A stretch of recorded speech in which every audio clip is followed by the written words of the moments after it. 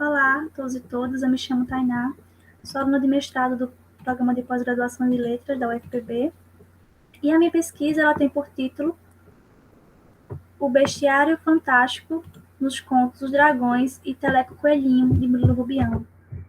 Inicialmente, contextualizando, essa tradição bestiária medieval ela iniciou-se enquanto gênero no século XII, e os autores principais foram os clérigos, que nos monastérios eles descreviam, classificavam e catalogavam elementos da fauna, da flora e do reino mineral.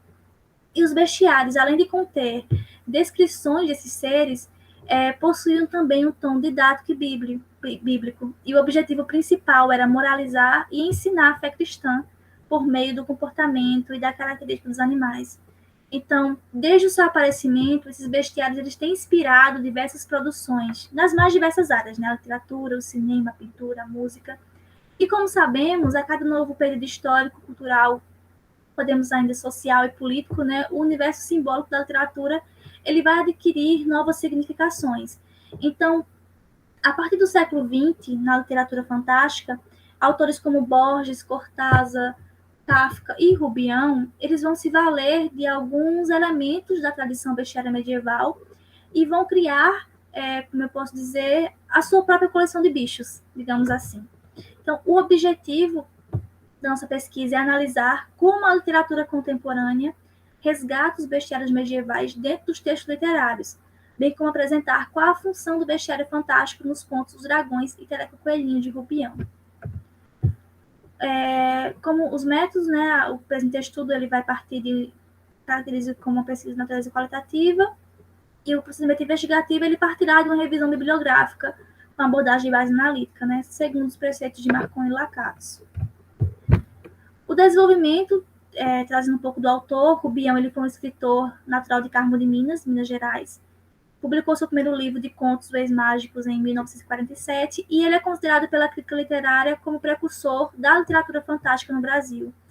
Rubião é um elemento importante para falar dele, uma característica importante que vai influenciar toda a sua obra e essa pesquisa é que Rubião ele foi um escritor que tinha uma visão muito crítica e cética, negativa até, da sociedade moderna. Ele foi um grande leitor de Machado de Assis, e tal como Machado de Assis, ele também possuía uma visão muito negativa do homem contemporâneo e da sociedade.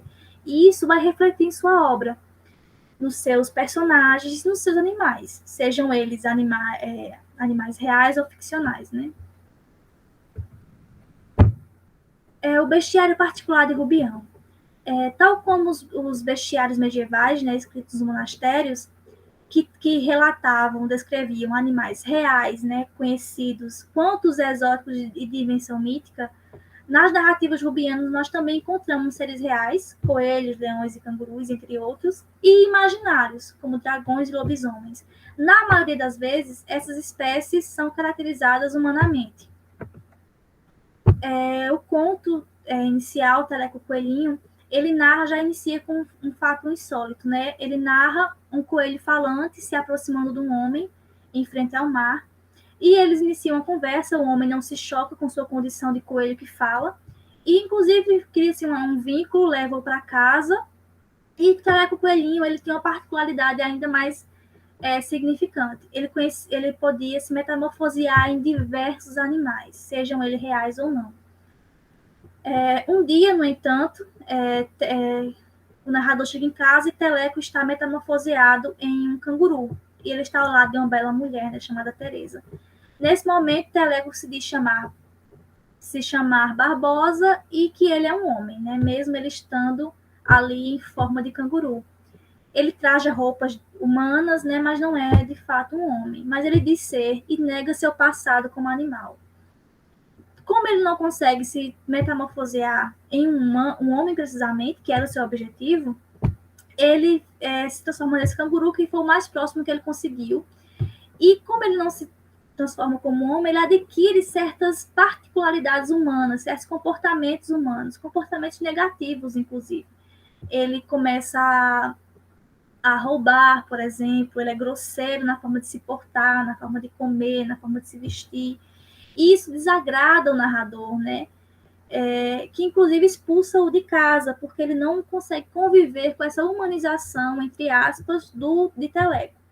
Teleco volta posteriormente, metamorfoseado em um cachorrinho, o homem aceita novamente ele em casa, só que nesse momento Teleco está meio doente e ele não consegue mais controlar sua metamorfose.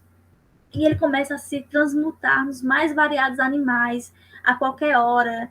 Horas ele é um animal muito pequeno, uma pulga, hora ele é um animal assim bestial, inexistente, enfim.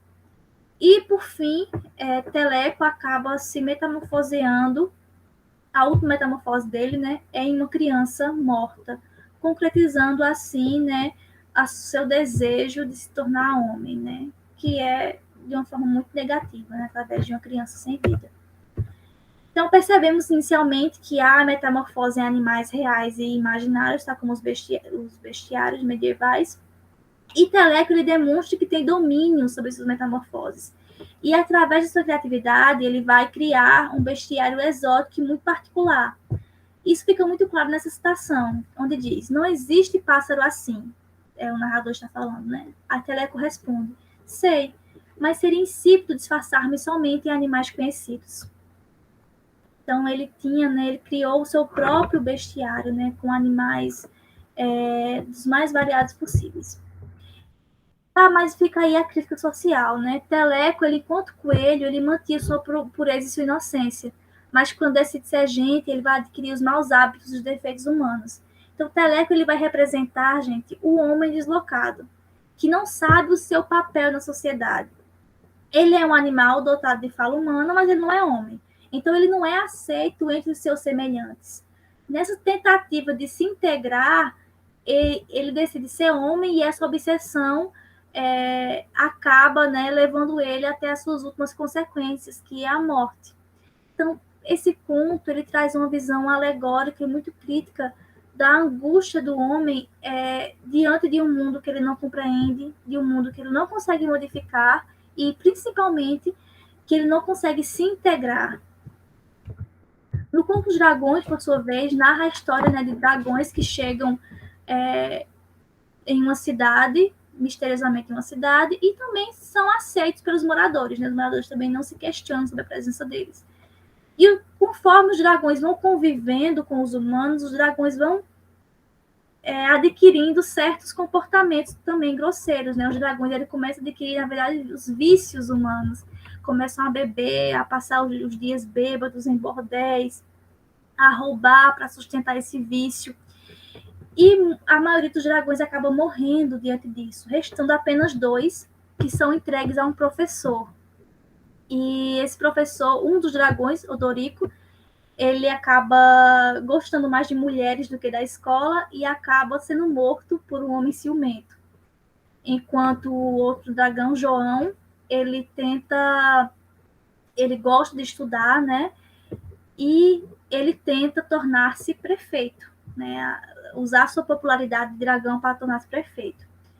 Um dia o circo chega na cidade, mas ele não vai, porque o desejo dele é tornar-se prefeito. E quando o circo vai embora, João some misteriosamente, acabando aí, né, a sua vontade, né? E, inclusive, quando os dragões chegam à cidade, a principal ação dos moradores, tal como os bestiários, que eram ensinar a fé cristã, os moradores tentam